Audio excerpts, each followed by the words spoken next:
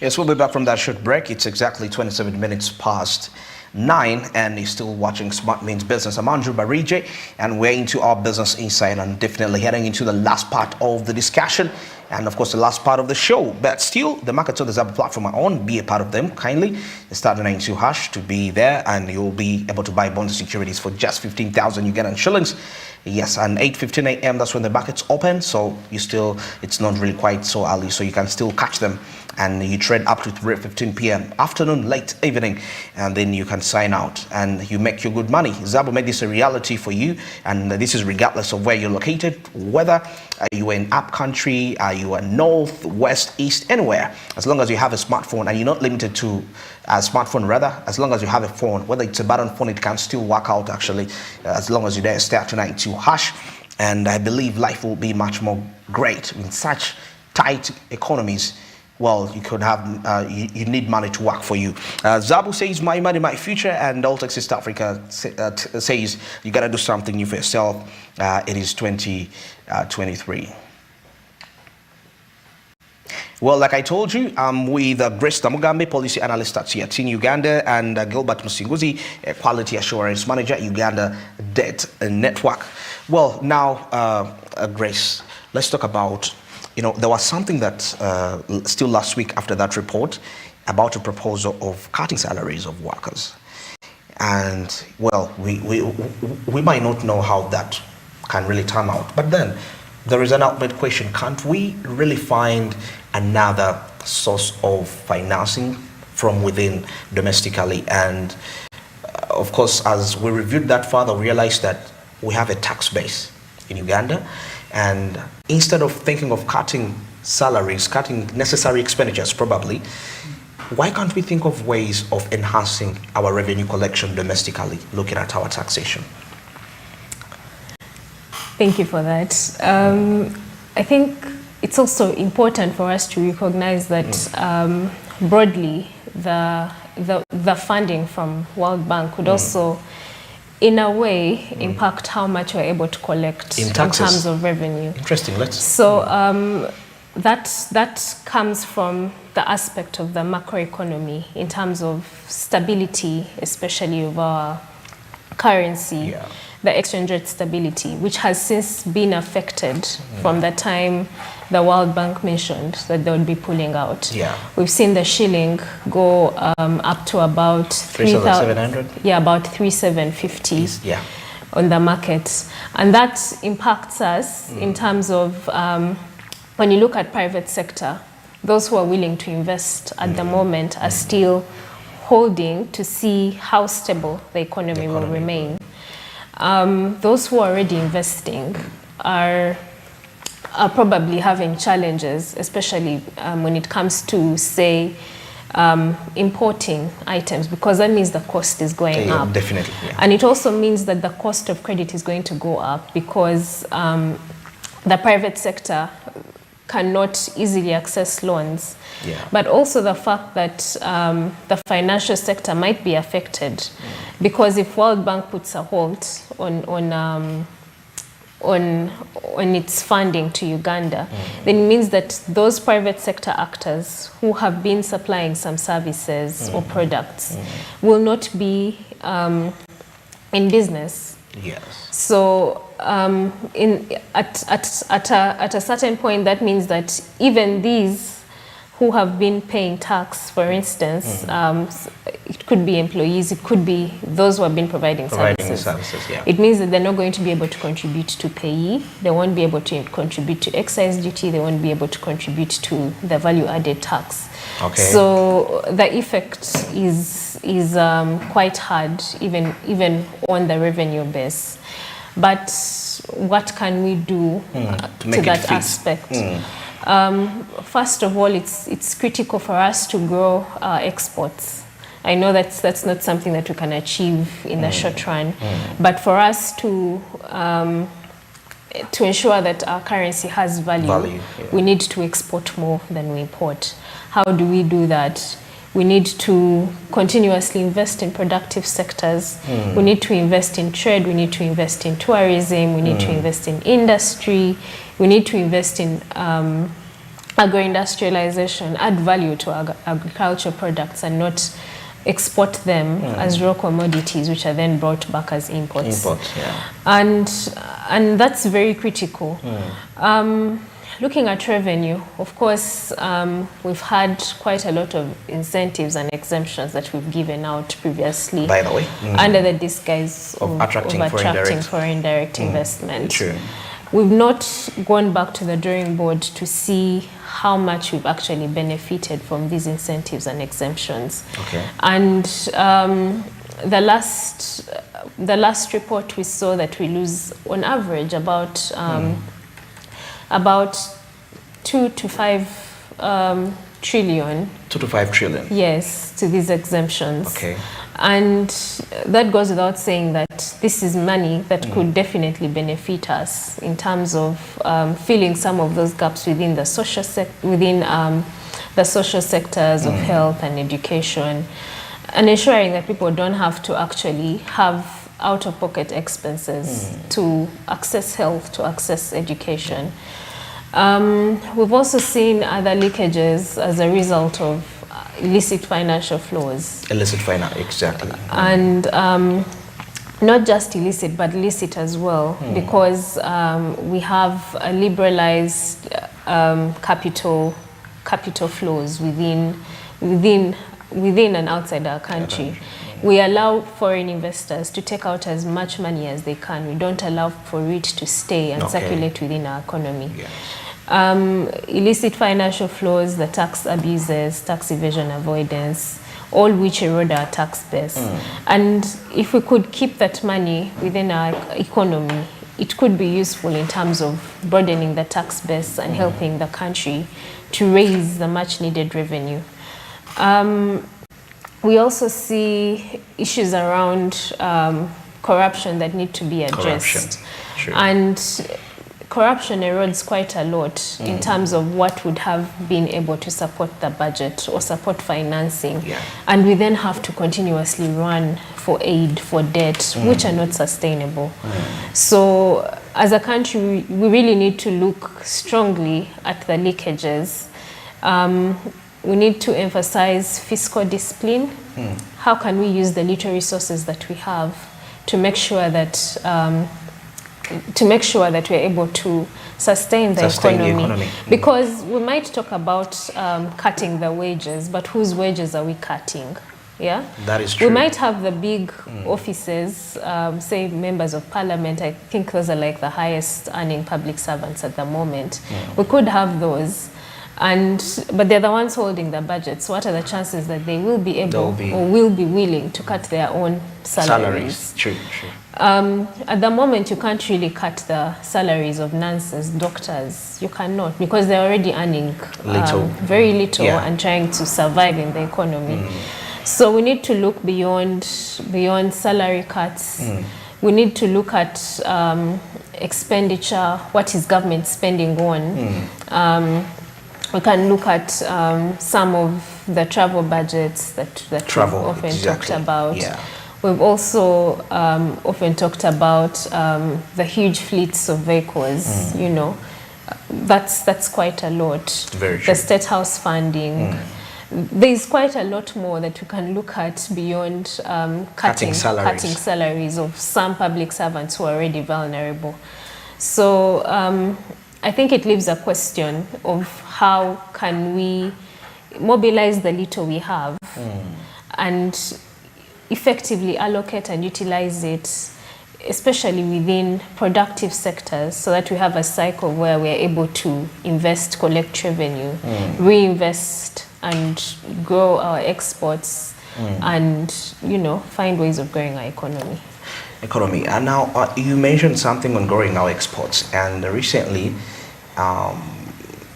President Museveni met William Ruto. They discussed some matters about lifting the barriers of exporting milk. We saw the president of Senegal was here sometime, and there was a market established, Algeria, and there was a market that was opened in Zambia.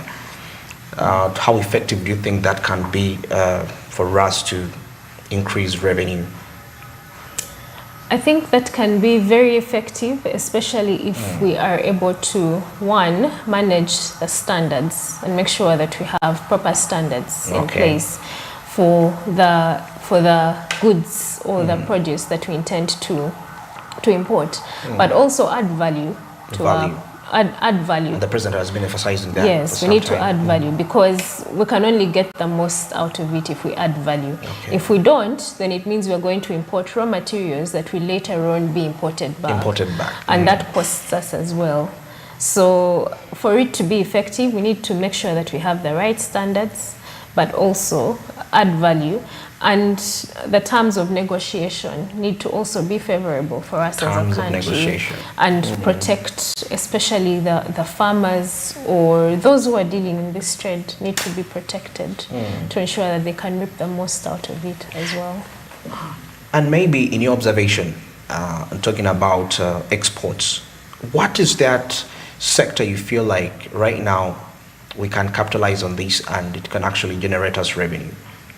You know, there are many sectors, but priority. I think for a long time now, we've always emphasized agriculture. It's the backbone of our economy. We have coffee, we have dairy, like you've mentioned. The problem has always remained that we do not add value. So it's very important that we leverage on the agriculture sector and see how we can effectively invest and boost investment in it to ensure that we reap the most out of it. All right, very amazing. And now getting back to you, Gilbert, I mean, she has been mentioning about increasing the value of our exports, to generate revenue, but still that might be something that, you know, might take a while. It's a while, but borrowing money is something that you can have a negotiation and the next you can receive that money. It doesn't take you years, 10 years to get that loan. So let's take a look at those potential, I mean, how far have we gone as a nation to negotiate with other lenders? You know, like we've seen Exim Bank, like I was saying, it has been very instrumental when it comes to funding industrial zones in Africa, and it's a key pillar if we are talking about African development. And Uganda, we are part of that great unity of the African, you know, to unite with Africa. How far have we gone with that? Okay. We applaud the government in this direction, in that our international relations have been on the upward trend. We have seen the president of recent going to say Russia, relations with China, relations with Turkey, even internally within Africa, continentally, as my colleague has mentioned, going to, even you mentioned some of the discussions with countries like Zambia or whatever. All those are good opportunities for us to discuss. But when it comes to indeed borrowing, one, we have, for example, African Development Bank, which is with the Continental. Of course, it may also be getting support from World Bank and others, but at least it's not direct. So we have China. China has been giving loans. So any others, and others are even, it will be kind of trade negotiations. Where we are giving our inputs, and also we are giving our products, and they are also giving others. Not directly bilateral trade, but at least that kind of bilateral discussion. So those are areas which we can continue to promote. We can borrow some money in those, but of course, as UDN, as civil society, we have been complaining about the escalating debt rates. We should go slow, because these loans from these other agencies, apart from World Bank, IMF, and those other ones, which are concessional. The other one are non-concessional. You cannot negotiate. Their interests are high. For the loans from like China, Russia, Exim Bank, I haven't heard much about the Russians and whatever, but especially those Chinese loans. Some of those have been really commercial, and one, they take a short term. Two, the kind of projects they are funding, well, they may not have so much restriction, but the interest they are charging, the terms of the negotiations are like not so flexible. They're not flexible. They're not flexible. So we have that challenge. So we can negotiate, we can get some of those reliefs. It's a relief, immediate, but it's not so much compared to how we have been having some fair comfort with the World Bank. From World Bank. So domestic resource mobilization is a serious issue. We are looking at we are talking about oil. The president talks about oil. We shall start flowing around 2025 or so, in a short time. Probably our projects, the existing projects and programs, this is the area that we need to concentrate on. She talked about this problem of tax holidays for some of the investors. Probably this is the time when we are to consider postponing the tax holiday so that, okay, we do not have so much tax holiday, because this now reduces on the ability, for example, of Uganda Revenue Authority to collect. We lose our taxing rights. Yes, even, pardon? Like we lose our taxing rights. Yes, so that's an area. And we have been getting sometimes resource-based loans, tagging our expectation of payback on our resources. That is not necessarily a fully reliable area, because you may think the oil will come and do what, but by the time it comes, it does not breed as much expectation as we had. So the areas which we already have, which we can immediately handle, we have, for example, we talked of tourism. Tourism, what is our tourism potential? Let us create an environment that attracts investors. And tourists, because that is also a revenue earner. That's also a form of exportation. But donor reliance is more of a no-go area compared to, because it will even reduce our ability now to survive economically. Maybe the issue of physical discipline, as she has talked about, reducing on government expenditure in many areas. The most recent announcement by government, which we feel now should be fast-tracked, is the rationalization of government agencies. Where we have over 100 agencies, but many of them could have been absorbed or maintained within the ministries where they fall. True. We had, in despite of its challenges, we had UEB, Uganda Electricity Board, which was split into 3. But probably they could all be absorbed in Ministry of Energy or whatever, and a few desks remain, and these high expenses we are incurring in there could be reduced. We hope this time we are not about to create new administrative units. You know, every other year sometimes government says, now it's a halt, we are not having. Then the following day when somebody moves around, we hear the people have requested for services closer to the people, and as such, a new government unit like a local government, a district, a sub-county, a parish has been created. Each of these units requires personnel, requires equipment. There will be an RDC, there will be a CAO, LC5, and all the parts that are supposed to be associated. So let us this time, for seriously, not add an extra administrative unit, because there is a higher cost of doing business. Cost of doing business is something that we should consider and go low. We could also reschedule some of the programs. We have, for example, ongoing Lubowa Hospital, or there are other programs that have not yet taken off but are continuing. Maybe let us, since it is not as urgent as we had thought, we could say, let us put a hold for now and concentrate more on the programs, the sectors that are immediately helping. You talked of Muntu Awansi, helping the people immediately, so that if, for example, War Hospital was meant to be finished in 3-5 years' time, and maybe people had not yet been compensated, there is some money that may still be in the treasury, which we can probably use more in social service delivery sector, health, education, so that we can reschedule this and then pay later or address them later.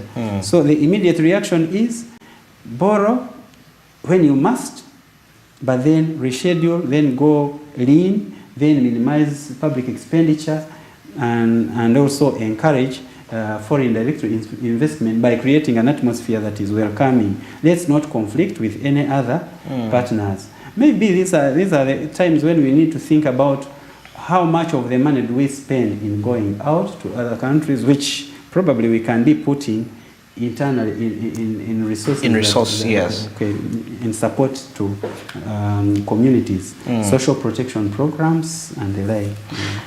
Then finally, Grace, you mentioned something to do with this freeze will impact what we collect as taxes. Do you really think there could be some adjustments to the tax policy for this period? Is there a need for that?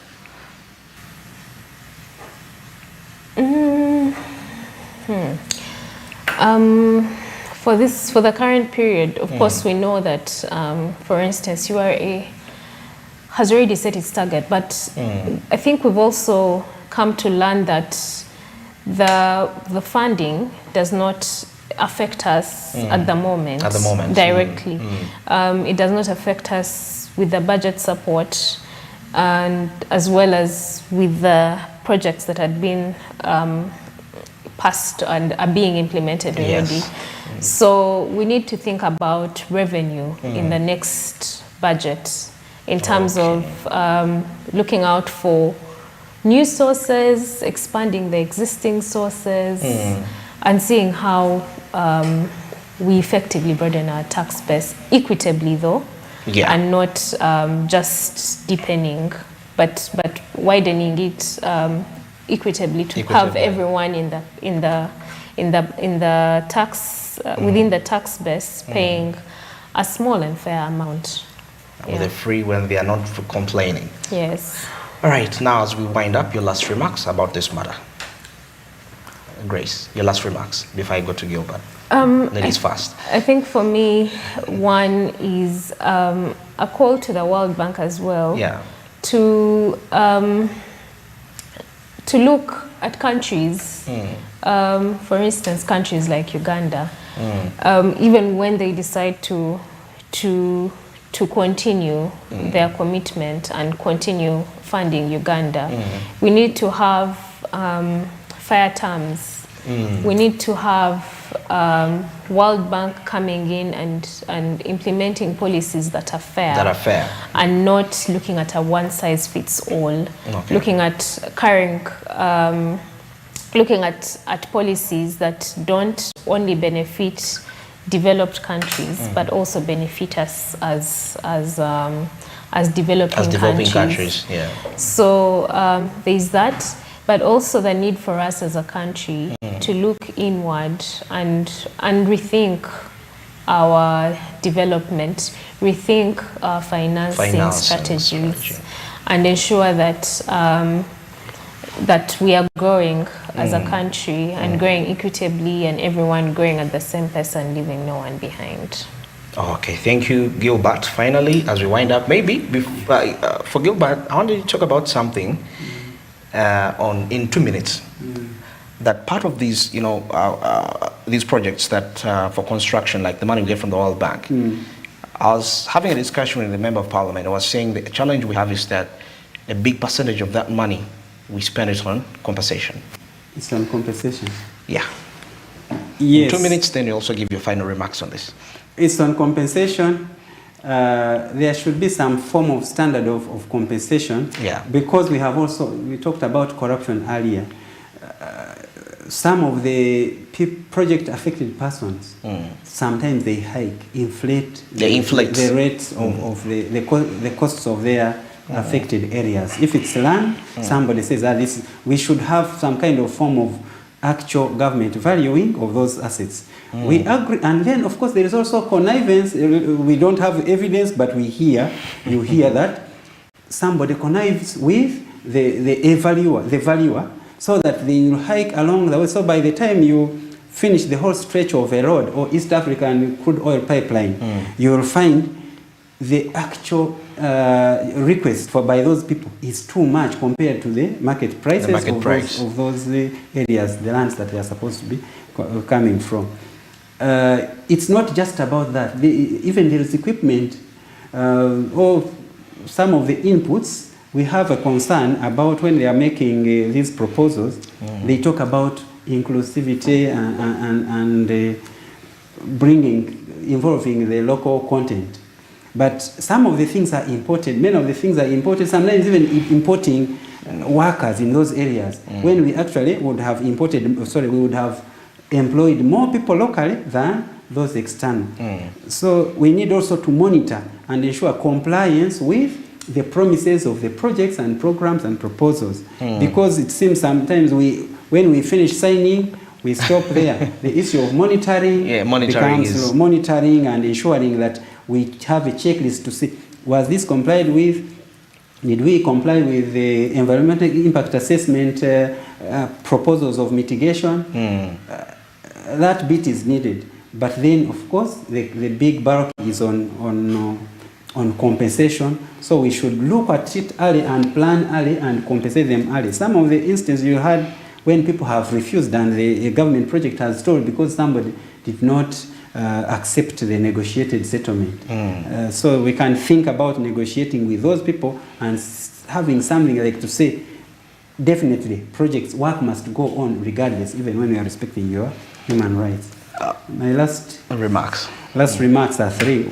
I'll be brief. One is to the citizens, two is to government, and three is to development partners. To the citizens, we have had these remarks and we know it's going to affect us big time. So it's our time also to be frugal. If you have been putting your child in a school like Gayaza or wherever, you may need to have a lower end school in case you were depending on these projects. Or go low in case you have been a dependent or something. So we need to know that now this money in circulation is going to be low and therefore prepare.